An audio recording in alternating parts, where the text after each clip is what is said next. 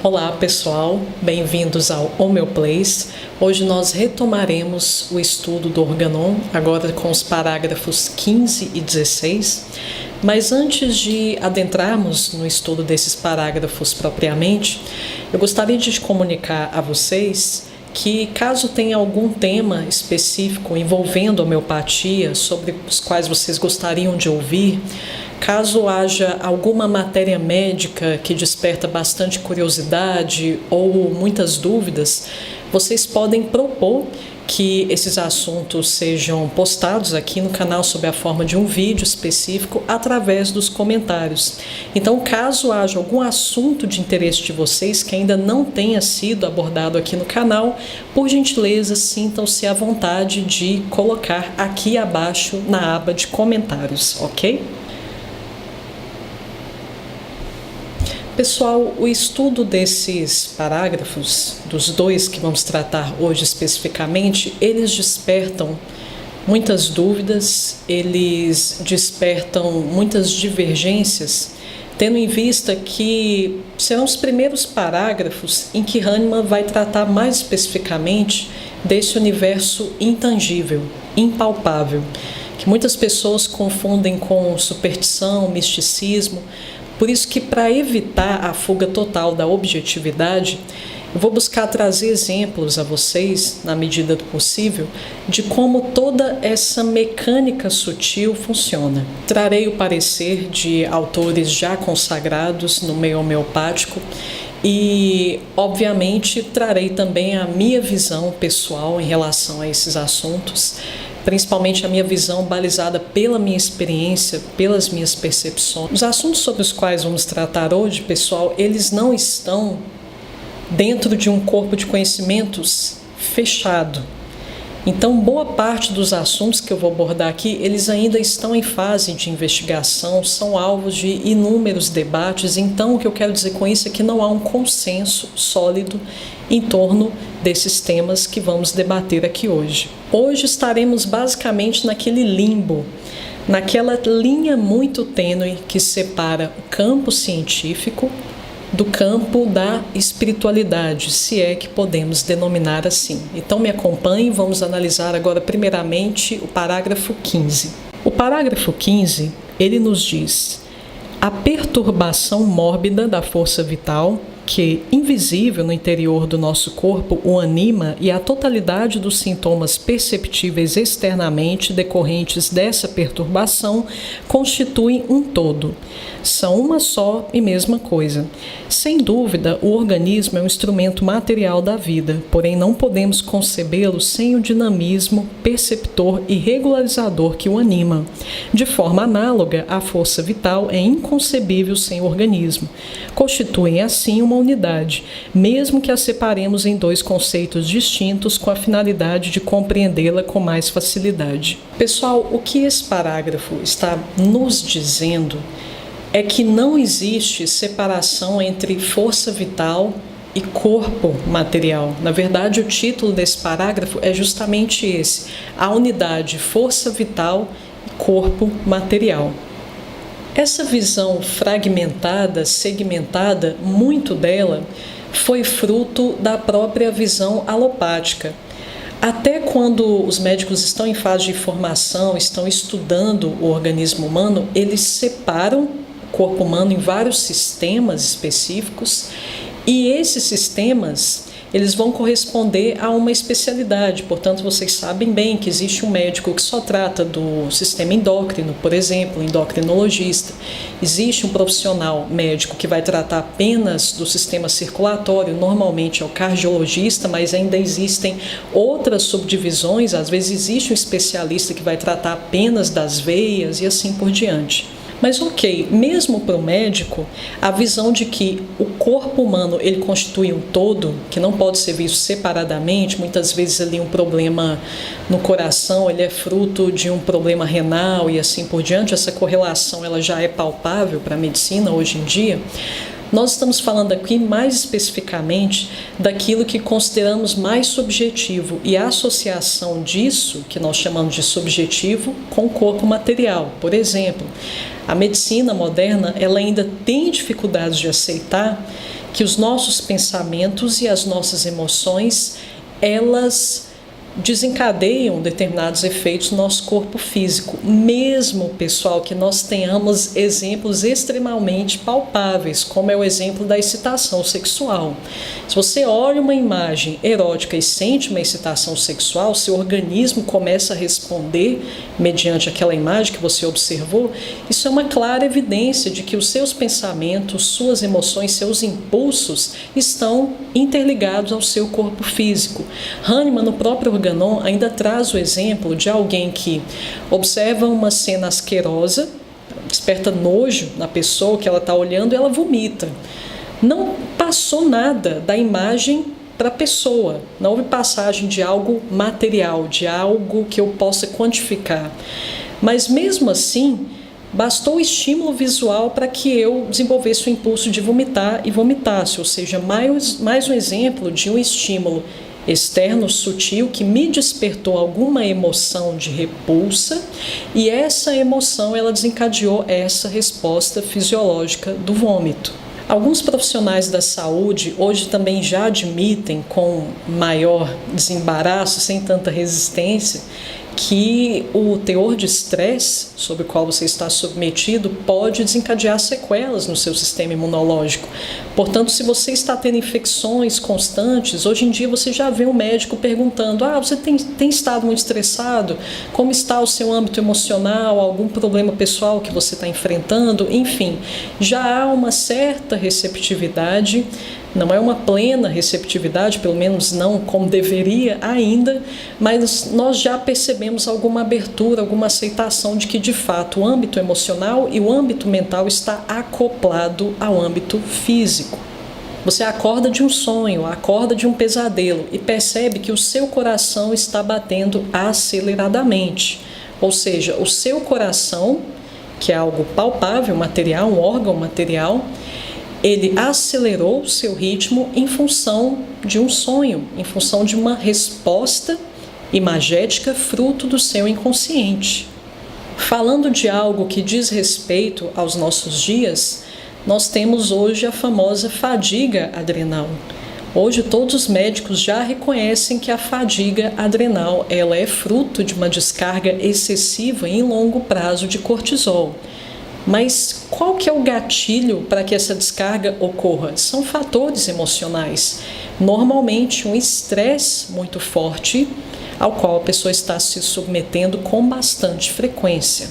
Shankaran, ele desenvolve esse raciocínio da interconexão de nossos corpos através da sua abordagem das sensações.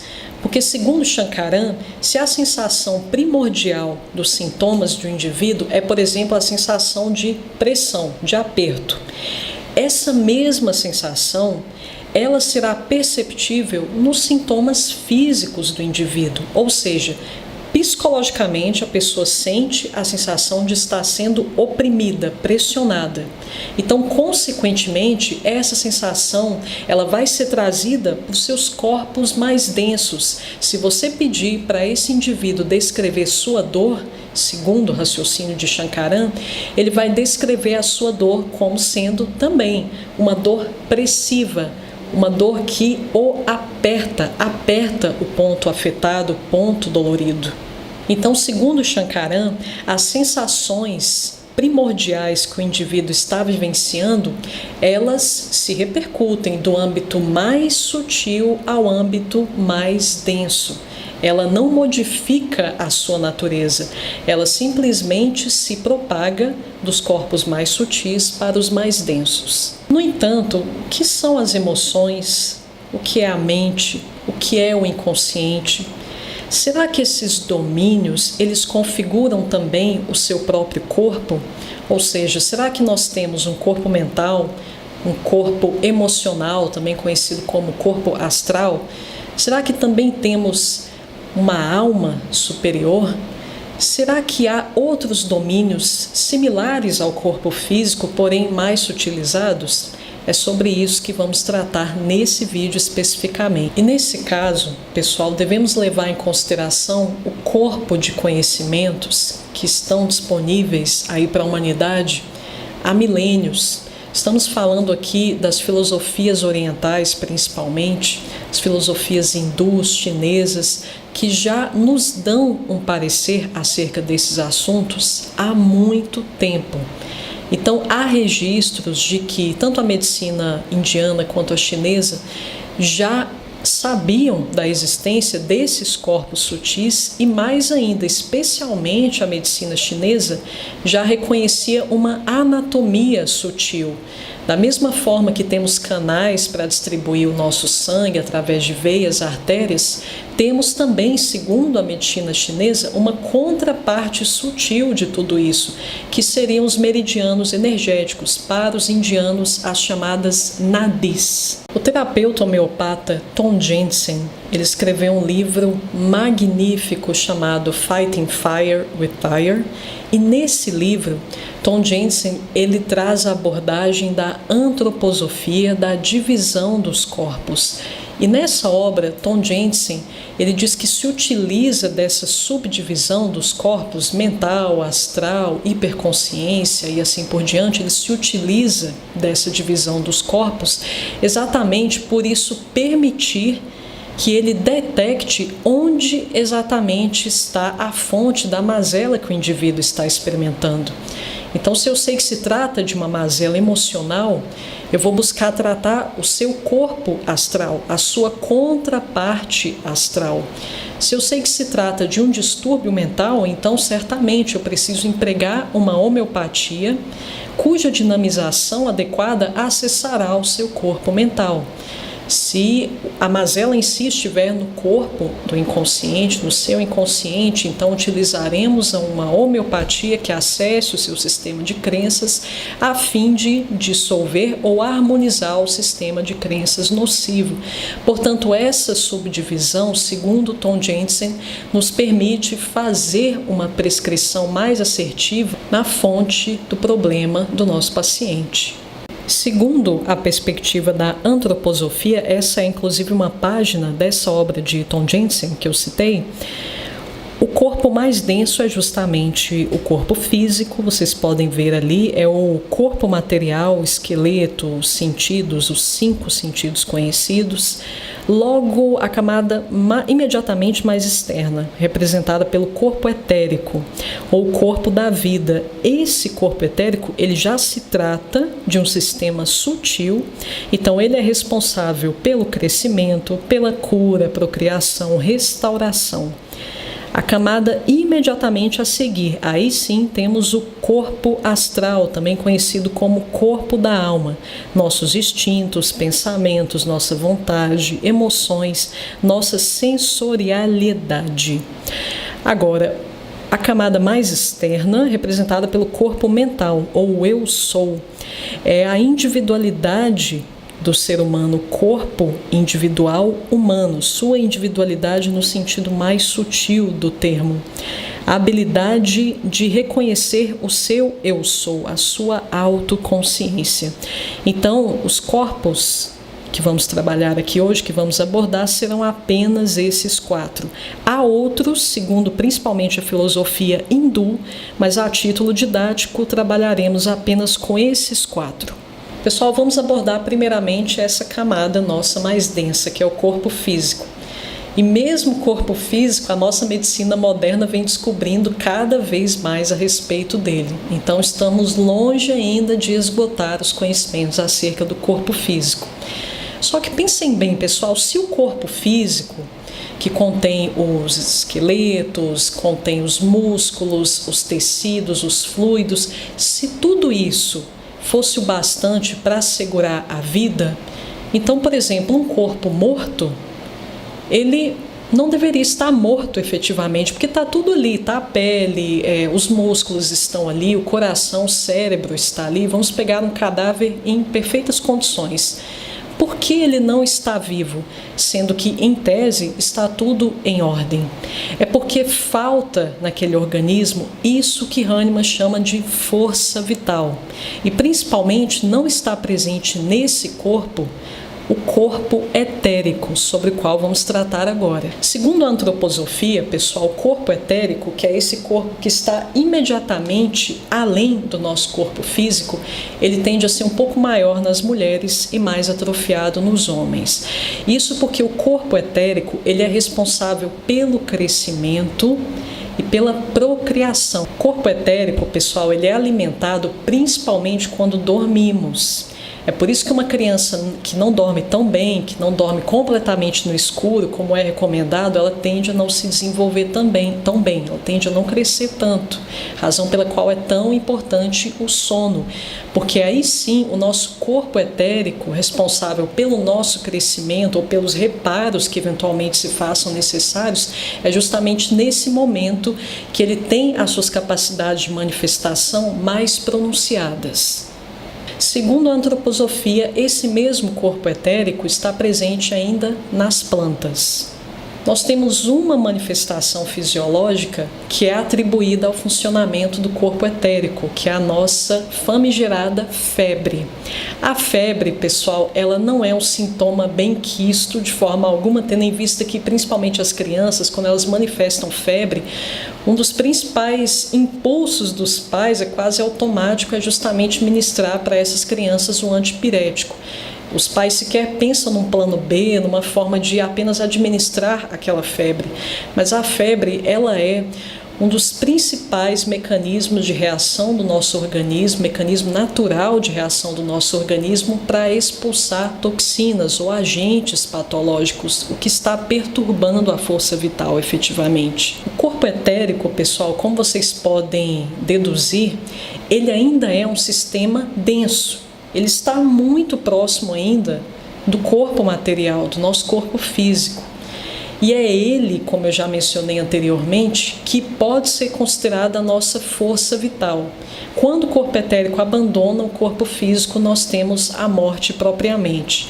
No corpo etérico, nós temos a manifestação também mais densa dos chakras. Os chakras, pessoal, eles estarão em todos os corpos. O corpo etérico é a primeira manifestação dos chakras, mas eles estão em todos os demais. A diferença dos chakras do corpo astral, mental, é que no caso dos corpos sutis, eles estão também muito mais sutis.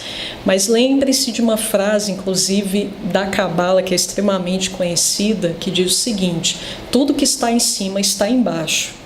Portanto, se os chakras existem aqui no corpo etérico de forma mais densa, ele está também nos corpos sutis, porém numa versão muito mais sutilizada.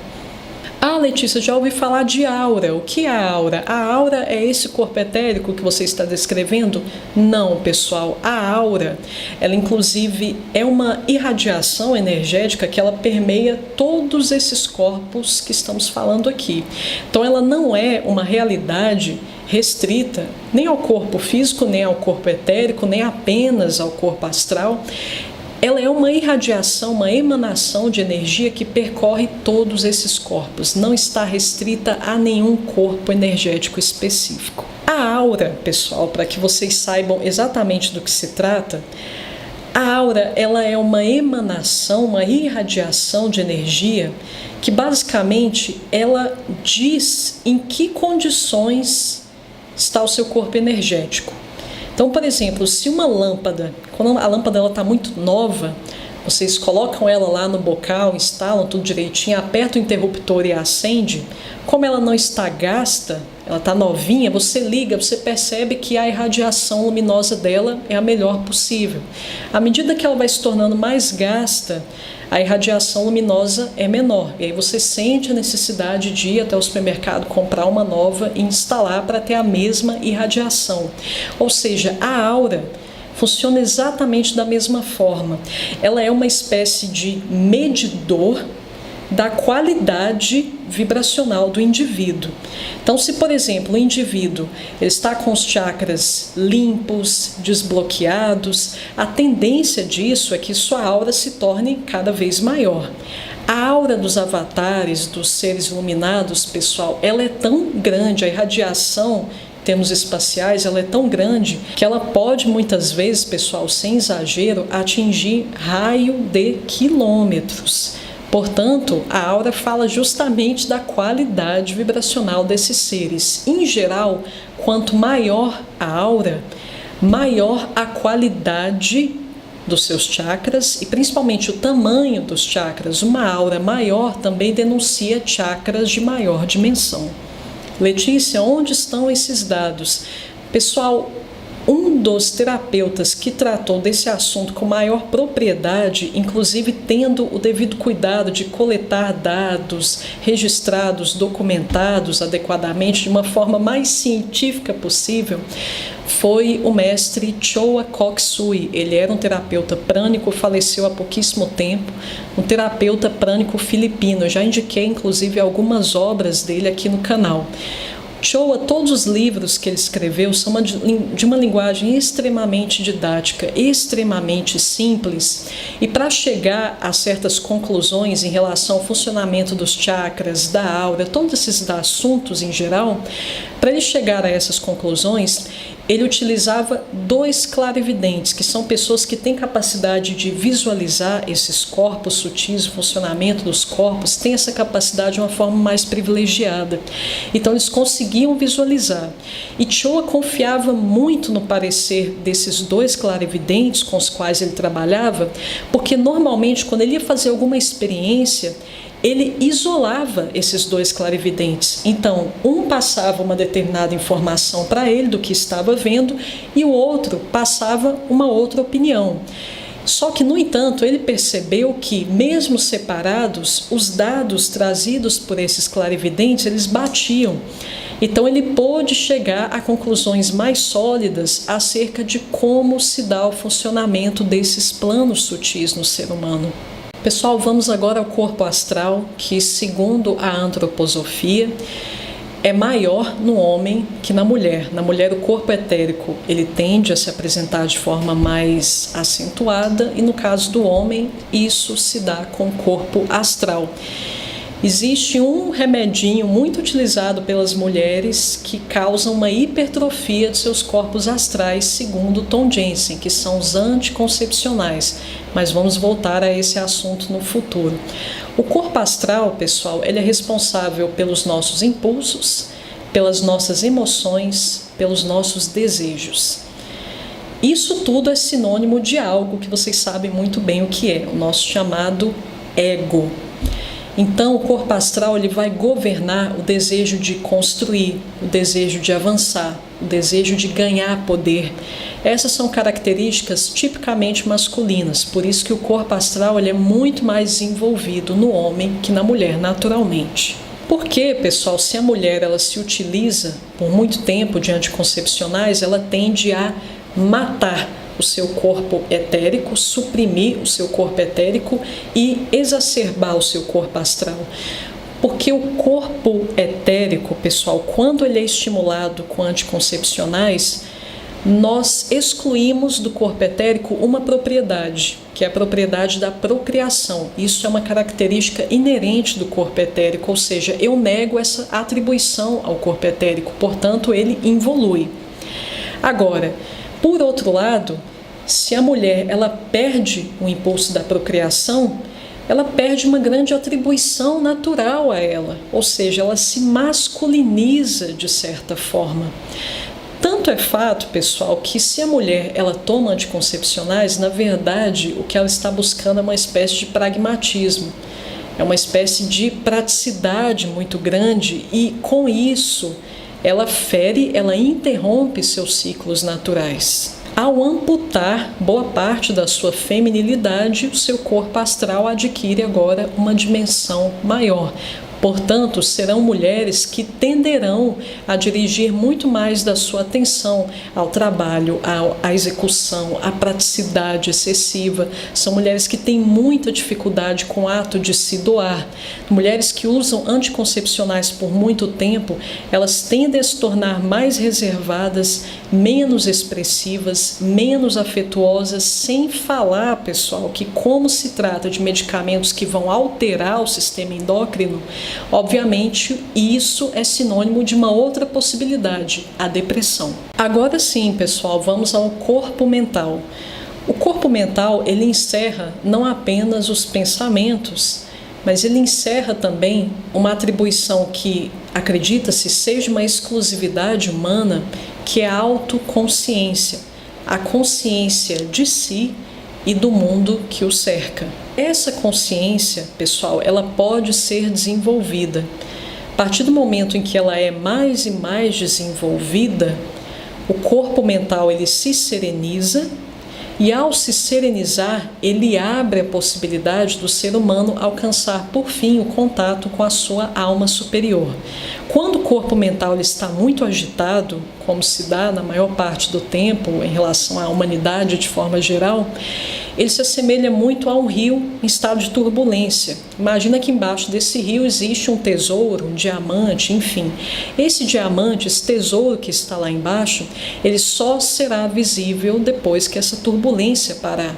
Vamos imaginar que esse tesouro seja a sua autoconsciência, o seu estado de iluminação completo. Então você só vai acessá-lo depois de serenizar ainda mais o seu corpo mental, as turbulências do corpo mental. Agora sim, pessoal, vamos entender como podemos aplicar todos esses conhecimentos dentro de um viés prático, principalmente dentro de um contexto de atendimento homeopático. Sempre pergunte aos seus clientes: o que você está pensando? O que você tem pensado? No que você tem pensado?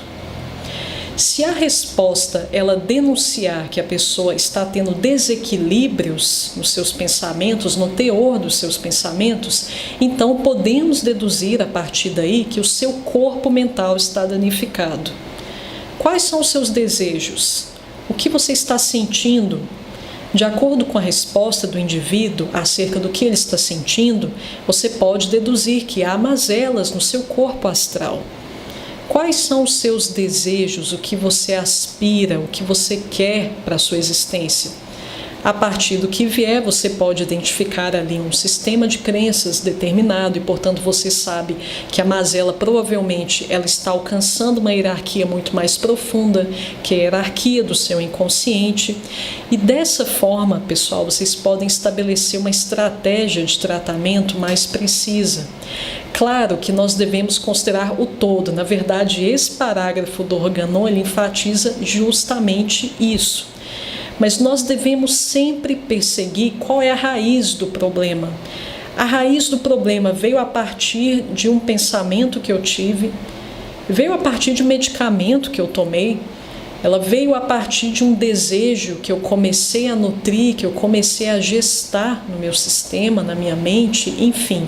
Nós devemos perseguir sempre esse cerne, qual a fonte, aquele gatilho inicial que desencadeou todo o resto dos demais problemas. Distúrbios mentais, pessoal, outra forma de vocês terem essa certeza de que é o corpo mental que está danificado. Corpo mental desequilibrado, ele vai afetar coração e vai afetar a área da cabeça. Essas pessoas, elas terão problemas nessas áreas específicas, terão problemas nos olhos, algum problema de visão, miopia, hipermetropia e entre outros diversos, problemas nos ouvidos também. Inclusive, você pode até perguntar para o cliente: o que você não quer ver? O que você não quer ouvir? Vocês vão se surpreender muitas vezes com as respostas. Elas costumam ajudar muito a deduzir qual o medicamento correto. Um corpo astral, um corpo emocional desequilibrado, como o próprio nome já nos permite deduzir, nós podemos identificar que é no corpo astral que está alojado o problema ou o cerne do problema, caso a pessoa ela realmente apresente, manifeste, verbalize um problema emocional, de natureza emocional. Coração partido, luto, mágoa, está excessivamente apaixonada a um ponto de desequilíbrio. Essas pessoas que estão com o corpo astral afetado, elas tendem a sentir a região do estômago. O apetite, ele pode sofrer revés, ou seja, a pessoa pode comer vorazmente ou simplesmente desenvolver inapetência, não querer comer nada, ou ainda esse indivíduo pode desenvolver desequilíbrios hormonais. E atenção, pessoal, Tom Jensen, em diversas ocasiões nesse livro que eu citei, ele enfatiza que muitos problemas neurológicos eles são desencadeados primeiramente por desequilíbrios hormonais. Quando estamos falando ali do desenvolvimento da depressão, da dificuldade para a recaptação de serotonina, todos aqueles processos, do que se trata isso efetivamente? Claro que há um fator ali que é o sistema neurológico que rege, mas estamos tratando prioritariamente, a priori, de um desequilíbrio hormonal. Portanto, tudo que vem a seguir se deve ao desequilíbrio endócrino. Já os desejos, pessoal, quando nós falamos em desejo, nós estamos realmente falando de uma altíssima hierarquia. Veja por quê. O seu pensamento, o que você pensa, vai gerar uma determinada emoção. E é essa emoção que vai gerar um determinado desejo de colocar algo em prática. E ao colocar esse seu desejo em prática, você vai se comportar de determinada forma para garantir que aquele desejo se concretize. Se essa meta, esse desejo corresponder à sua verdadeira essência, os frutos dessa ação trarão energia a você. Eles realmente te ajudarão a evoluir. No entanto, por outro lado, se eu coloquei algo em prática que me trouxe inúmeros prejuízos, aquele desejo realmente, quando eu concretizei aquilo ali, eu só tive problema, então vejo que vai vir como fruto desse ato infeliz. Aquele trauma, fruto daquela experiência negativa que eu tive, ele vai se transformar num padrão inconsciente. Esse padrão, ele se transforma numa crença específica. Essa crença, pessoal, ela realmente passa a abrigar setores muito profundos do nosso inconsciente. Não são todas experiências negativas que temos, pessoal, fruto de alguns desejos que vão efetivamente se transformar em traumas alojados no nosso inconsciente. No entanto, há uma possibilidade dessas experiências negativas se transformarem no que alguns terapeutas chamam de engramas. Vamos supor que o meu desejo é abrir uma empresa, ter o meu próprio negócio. E eu começo a estabelecer ali várias estratégias para colocar aquilo ali em prática. E quando finalmente eu coloco a mão na massa, tudo começa a dar errado, aquilo ali vira um pesadelo. E de forma que muito estresse, muita decepção vem como fruto daquela experiência, enfim, foi de fato uma experiência traumática para o indivíduo. Esse indivíduo, ele passa a registrar no seu inconsciente a informação de que uma empresa é um negócio muito oneroso. O que vai ocorrer? Se ele se expor novamente a uma experiência parecida, ou seja, decide abrir o próprio negócio, ou uma experiência mais ou menos parecida que lembra aquela que ele já teve, ou seja, ele vai se tornar sócio de uma empresa, ou muitas vezes funcionário de uma empresa, enfim, essa realidade empresarial, ela tende a convocar aquele trauma registrado. E essa pessoa, ela vai repetir aquela experiência ruim, porque foi o que o seu inconsciente armazenou como sendo uma verdade quando o assunto é empresa. É isso, pessoal, que é um sistema de crenças. O sistema de crenças, ele é um registro que está ali armazenado no seu inconsciente, que ele basicamente condiciona a sua visão de mundo. Nós tratamos homeopaticamente esse sistema caso ele seja nocivo para o indivíduo, caso ele bloqueie a sua essência no sentido de impedir que ela se manifeste. Portanto, consultem os desejos do seu paciente. Qual aquele cenário ideal de vida para o seu paciente? O que ele realmente almeja fazer da sua existência a partir de agora? Esses dados nos dão muitas informações acerca de quais são as convicções pessoais dele, quais são os valores dele e, portanto, prováveis sistemas de crenças que ele construiu e sustenta até então. Todos esses corpos, pessoal, que analisamos, eles estão interconectados entre si e ao corpo físico. Portanto, pessoal, o medicamento que eu tomo, ele vai afetar o meu corpo físico e os demais corpos sutis também. A comida, a qualidade dos alimentos que eu consumo, mesmo padrão, vai alimentar o meu corpo físico com determinadas vibrações que também vão repercutir nos corpos mais sutis. É óbvio, pessoal, que, por exemplo, se o indivíduo está fazendo uso de determinado medicamento, pode ser que a pessoa não tenha tomado por tempo o bastante aquele medicamento, ou ela seja pouco predisposta a desenvolver sequelas mais profundas advindas do uso daquele medicamento. O que eu quero dizer com isso? Que não é todo medicamento que a pessoa utiliza que vai, por exemplo, intoxicar o seu corpo mental ou seu inconsciente. Isso depende muito da predisposição do indivíduo, da suscetibilidade dele e especialmente do tempo que ele vem utilizando aquele medicamento. Agora, o que essa subdivisão nos permite é, como eu já mencionei, identificar onde pode estar o foco de desequilíbrio do nosso paciente. É o que algumas pessoas denominam de noxa. Onde está a noxa adoecedora no indivíduo? O adoecimento, pessoal, ele tem dois sentidos possíveis. Ele tem o sentido de cima para baixo, ou seja, as altas hierarquias vão gerando desequilíbrios que vão repercutindo no corpo físico.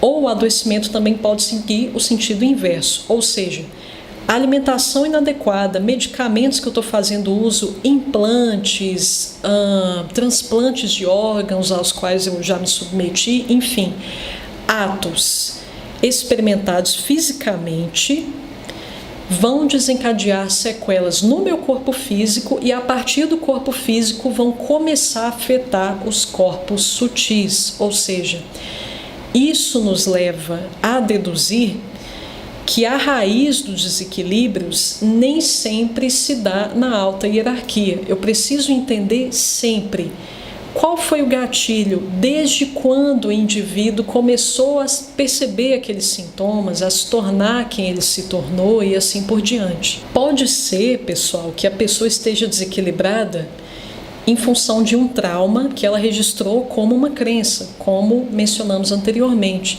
Mas pode ser que todo desequilíbrio existencial da pessoa se deva ao medicamento que ela toma há muitos anos, ou seja, para o caso dessa pessoa, qual será a estratégia de tratamento? Teremos que desintoxicá-la daquele medicamento que ela fez uso por muitos anos. Ah, Letícia, ok, já identifiquei qual é o corpo sutil do indivíduo que aloja o cerne das suas patologias. Eu já descobri a raiz do problema. A raiz do problema está ali no corpo mental. Ou não, a raiz do problema está no inconsciente da pessoa. Ou não, a raiz do problema está nos sentimentos da pessoa. Ok, já demos o primeiro passo, identificamos onde está o desequilíbrio. Agora, o que fazer? Já descobrimos qual o medicamento correto, repertorizamos e assim por diante. O que fazer agora quando o assunto é dinamização? Qual a dinamização que vai acessar aquele corpo lesado? Esse é sempre um ponto de muita polêmica, pessoal, porque dentro da homeopatia vemos homeopatas muito adeptos às baixas dinamizações, que consideram desnecessárias as altas dinamizações, inclusive condenando o seu emprego como se elas fossem sempre nocivas e não tivessem o seu lugar. E há homeopatas no extremo oposto, aqueles que utilizam indiscriminadamente altas dinamizações. Bom, segundo Hahnemann, casos agudos, pessoal, a febre, a malária, a gripe e companhia limitada, os casos agudos, eles estariam contemplados pelas escalas D até 30 CH.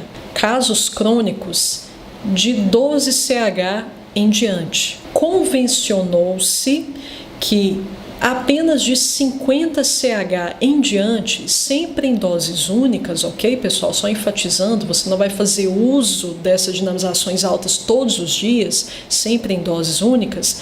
De 50 em diante, nós estaríamos contemplando esses corpos sutis.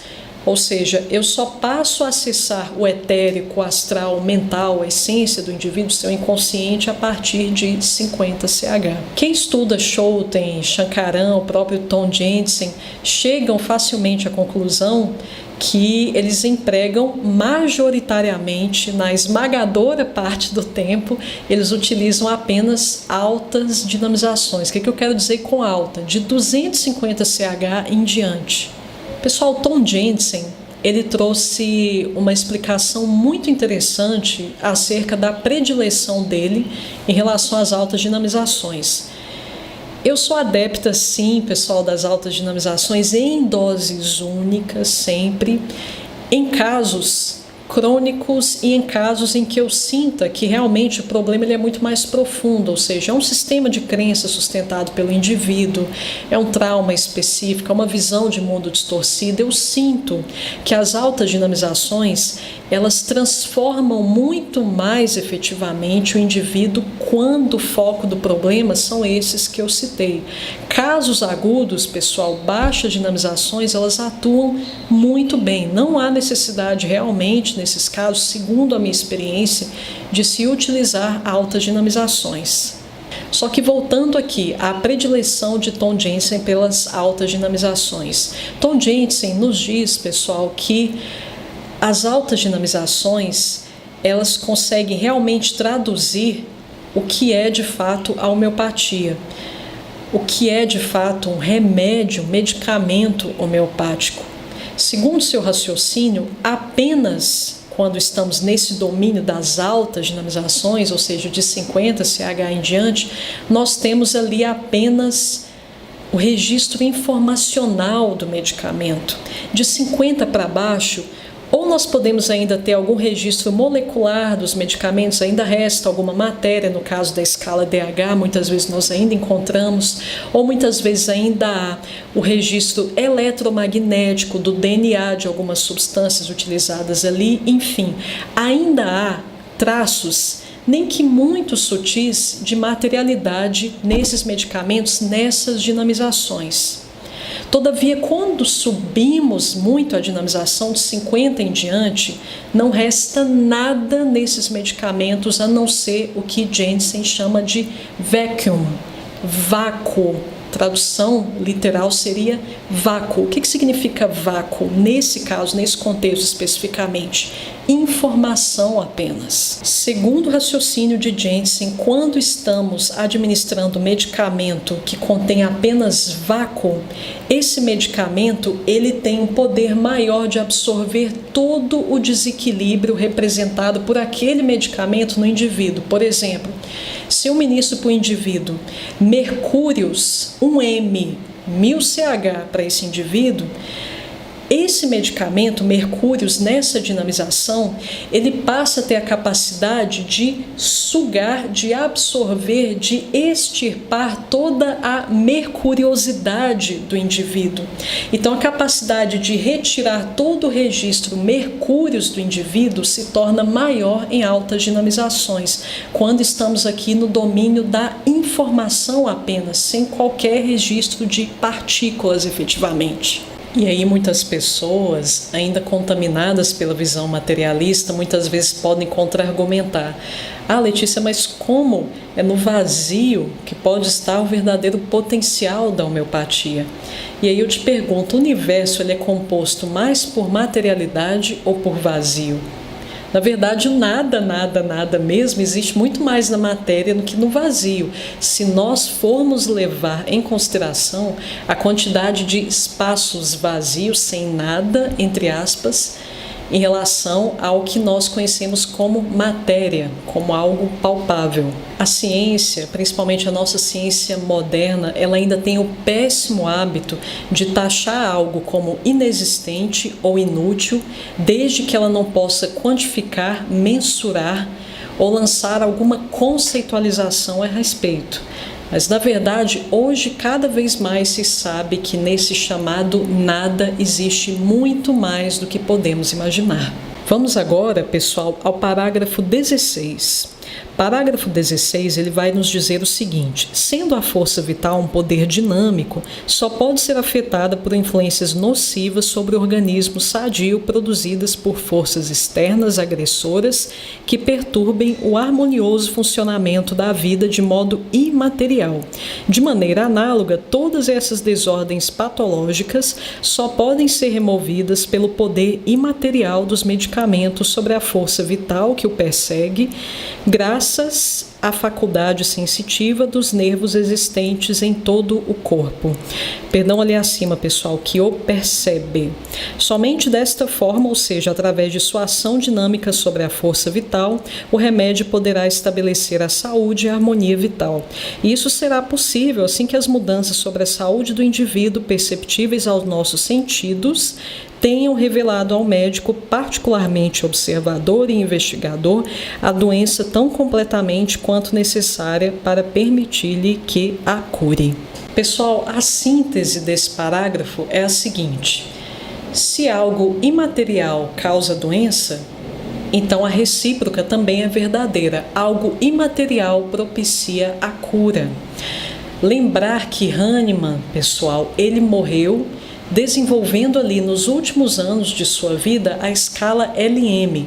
O que é a escala LM? Vamos falar ainda essa semana um pouco mais a fundo sobre a escala LM na nossa aula sobre escalas de homeopatia, mas basicamente tenham em mente que o que difere principalmente a escala LM da CH é o teor de diluição da escala LM.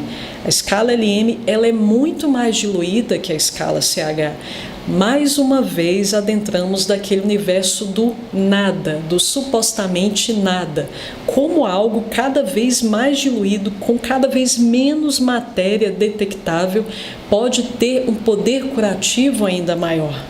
Principalmente quando estamos falando de dinamizações crescentes, nós estamos falando, pessoal, de escalas onde nem mesmo o sinal eletromagnético das substâncias podem ser detectados, nem mesmo a energia, nem mesmo a vibração das substâncias podem ser detectadas.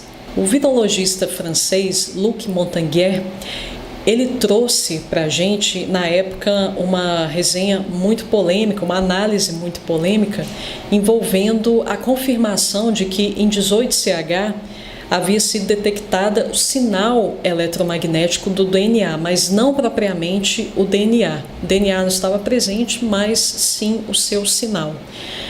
Um dos objetivos dessa análise foi reafirmar o poder de cura do que nós chamamos de imaterial, ou seja, existe poder curativo nos medicamentos homeopáticos exatamente por eles serem desprovidos de materialidade. Na verdade, quanto mais desprovidos de materialidade que possa ser detectada, quantificada, chegamos à conclusão que maior o seu poder medicamentoso, maior o seu poder de cura.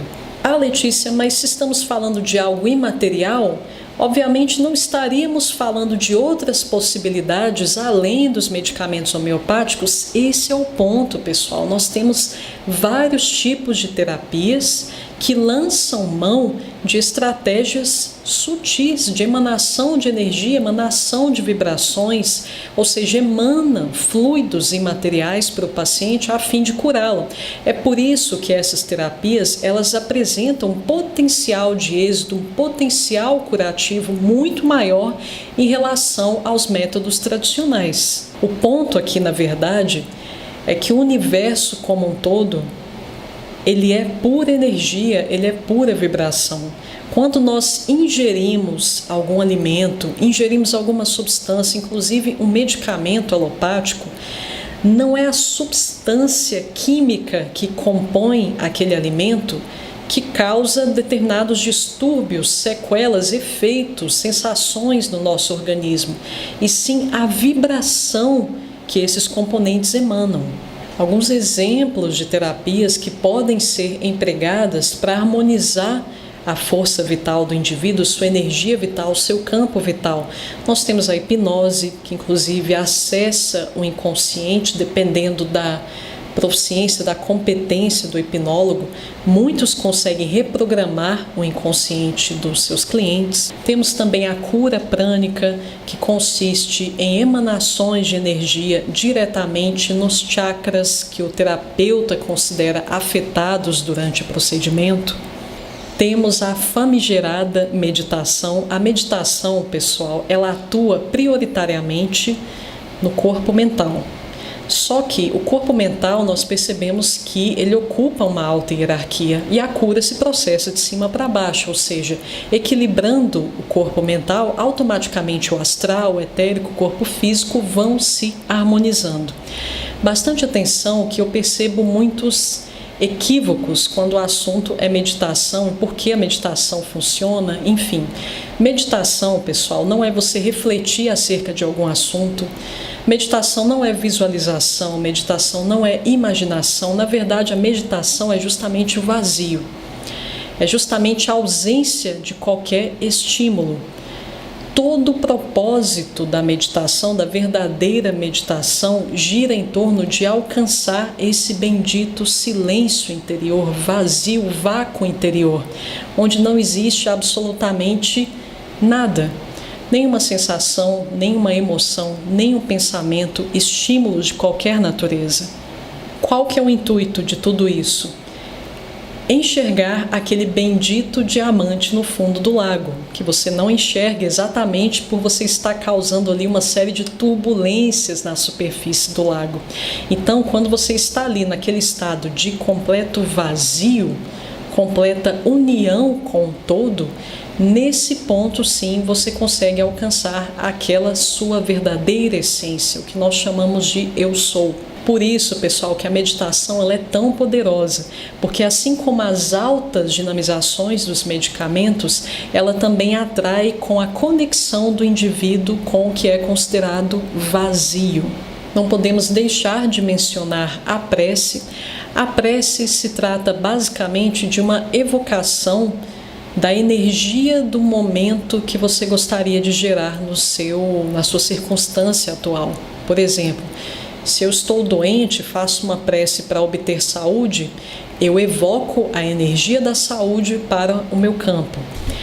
As preces, elas são ferramentas extremamente poderosas, mas para que elas realmente atuem miraculosamente, como deveriam atuar sempre, na verdade, é necessário que, ao pedir ao universo, você mentalize que aquilo que você deseja realmente já está concretizado. Sinta como se aquela realidade que você almeja já fizesse parte do seu momento presente. A razão pela qual muitas preces não funcionam é porque eu faço um pedido ao universo como se aquilo estivesse muito distante das minhas possibilidades tangíveis. Se eu digo que me conceda algo, eu quero algo, automaticamente você diz ao universo que você não tem aquilo, ou seja, você reforça a ausência daquele elemento que você deseja para a sua vida.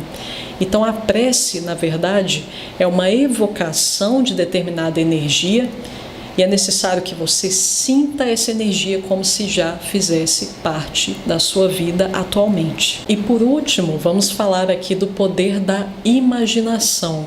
Já mencionamos o poder que a imaginação exerce sobre a nossa economia orgânica, quando estávamos analisando o parágrafo 15. Vamos voltar aqui ao tema imaginação, porque a imaginação ela também pode ser uma forma de terapia imaterial, ou seja, estaremos trabalhando aqui com algo abstrato, que é a imaginação, visando um efeito no corpo material, visando um efeito harmonizador sobre a energia vital do corpo físico.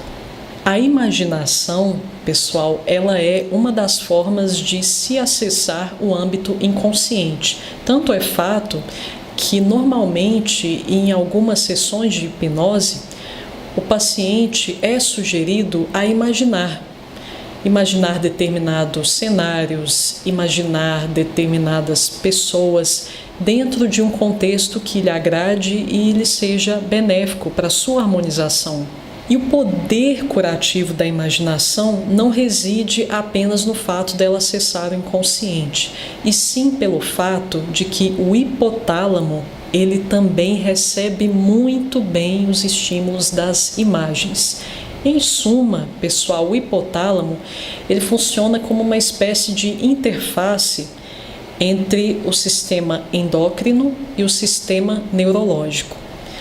Então, se você imagina, por exemplo, determinada pessoa com o corpo que você gostaria de ter, Se você agora está numa forma física que não lhe agrada e você começar a observar fotos antigas suas de como você era mais magro, ou então se você começar a visualizar com muita frequência uma pessoa que tenha a forma física que você almeja, isso vai causar uma espécie de tensão no seu sistema. Tensão em que sentido?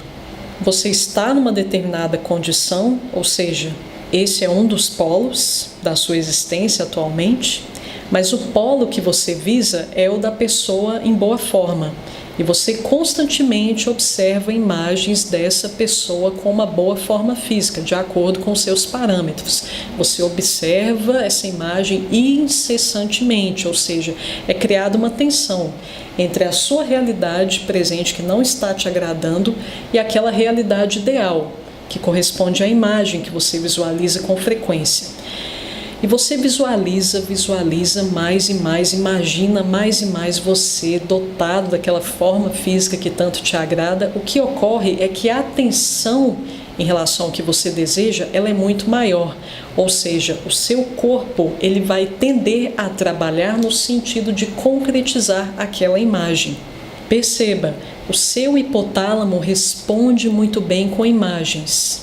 E a imagem que você está visualizando é essa do corpo físico ideal. Então, como o hipotálamo vai se mobilizar? Como ele está ali na interface, ele interfere muito no sistema endócrino, assim como no sistema neurológico, ele vai mobilizar o seu sistema endócrino para trabalhar de uma determinada forma, para gerar determinado desempenho, nível de desempenho no seu metabolismo, de forma a mobilizar o seu sistema neurológico para tornar aquele processo real, para tornar aquele corpo a sua realidade de fato. Então percebam quão simples pode ser o ato de imaginar, simples porém eficaz para gerar resultados na sua realidade material. Nós estamos falando do hipotálamo, que é uma região de altíssima hierarquia, com plenas capacidades, condições de gerar fenômenos no sistema endócrino e neural para tornar a sua imaginação um fato, uma realidade. Então lembrem-se, a saúde e a doença, elas são geradas mediante estímulos dinâmicos, invisíveis, imateriais. Não é a substância X que causa o adoecimento, e sim a vibração advinda daquela substância que causa o padecimento da força vital. A saúde é preservada da mesma forma, mediante estímulos sutis. Pessoal, muito obrigada por terem me acompanhado até aqui. Sei que foi um vídeo extremamente denso, repleto de informações que as pessoas não costumam correlacionar muito com homeopatia, mas acredito que brevemente muitas dessas colocações que expus a vocês nesse vídeo, elas começarão a ser aceitas. Mas, no entanto, eu confesso achar, de certa forma, um contrassenso os homeopatas não se aprofundarem em determinados assuntos como esses mencionados no vídeo, tendo em vista que a homeopatia por si só, ela já é uma espécie de terapia quântica, já é uma espécie de terapia vibracional, uma espécie não, é de fato uma terapia do impalpável. E, no entanto, muitas pessoas não se dão ao trabalho de investigar, de estudar o chamado impalpável, a fim de buscar correlações com a homeopatia, muitas vezes a fim até de conhecer um pouco mais a base, o que fundamenta de fato a homeopatia. Portanto, a homeopatia, principalmente o seu aprendizado, ele está o tempo todo nos convocando a sair da caixa, a sair do pensamento materialista. Nós precisamos começar a aceitar esse convite. Obviamente, pessoal, sem superstições, sem crendices, sem abandonar completamente a objetividade. O que eu proponho aqui é justamente, novamente reforçando, o equilíbrio entre subjetividade e objetividade, sem jamais abandonar qualquer um desses polos. Só assim chegaremos a esse tão sonhado consenso em torno da homeopatia. Forte abraço a todos vocês, pessoal. Aguardo vocês na quarta-feira com Saber em Gotas, agora tratando sobre as diferentes escalas na homeopatia e suas aplicações. Até a próxima!